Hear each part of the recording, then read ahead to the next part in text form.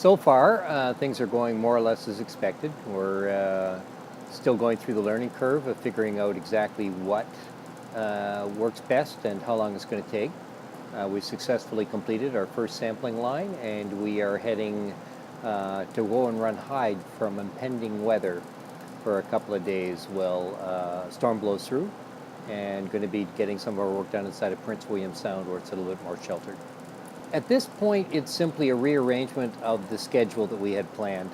We are used to running and hiding inside of Prince William Sound when the weather gets bad. We hadn't expected to do it this early because it's kind of like our ace in the hole for when the weather's bad. So the concern is that once we use it up this time, we will then actually be impacted by the next storm system coming through.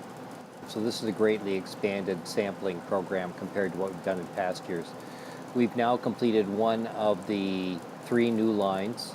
We're pretty confident that we're going to be able to get 2 of the new lines, and hopefully we're able to get the long-term line as well. So losing a few stations, it kind of goes with the territory. It's not it's unfortunate, but it's not a showstopper.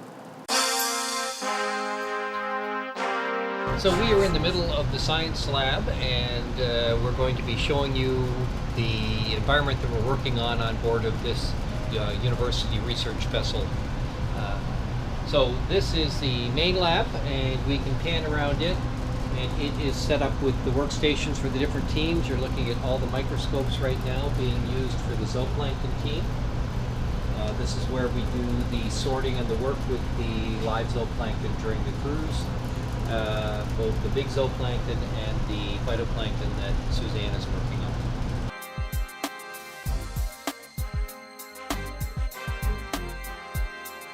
We have fume hoods for working with any of the nasty chemicals during the cruise. These are ventilated, sucking any of the bad air out of the area we're working with.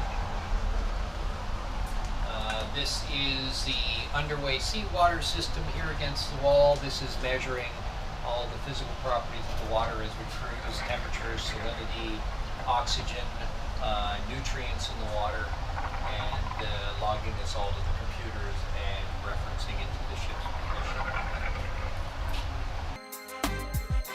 This is the wet lab. This is where the water filtrations are done during the cruise. This is how we estimate how much phytoplankton communities are present.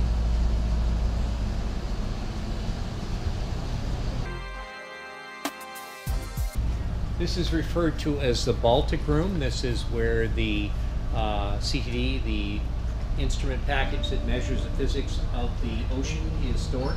This launches out through the door in the side, and it contains not only instruments measuring parameters in the water, but up to 24 water bottles that we can open and close as we choose to collect water from different depths of the ocean.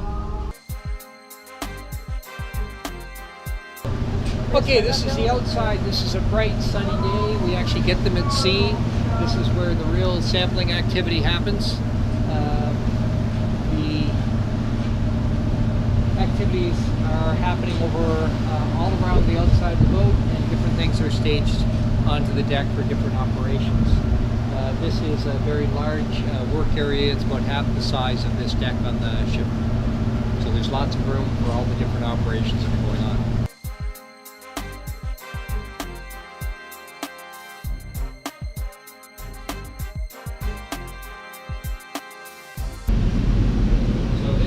Where we can grow our animals and keep them at the temperatures of their natural habitat. Experiments on growth rate or how much they're breathing on this cruise. They're very large walk-in fridges. Down here we have the analytical lab. This is where the measurements of iron concentration are going on. Extremely difficult and tedious work. Right. Lots of fun, huh? Yeah. And they've had to actually isolate it like the boy in the bubble to make sure iron doesn't contaminate the work that they're doing, that they're trying to measure. This is the main computer lab. This is where all the instruments that go over the side of the boat are run from and logged to and displayed in real time. So this is kind of the brain of the ship from the science perspective when we're actually conducting the sampling.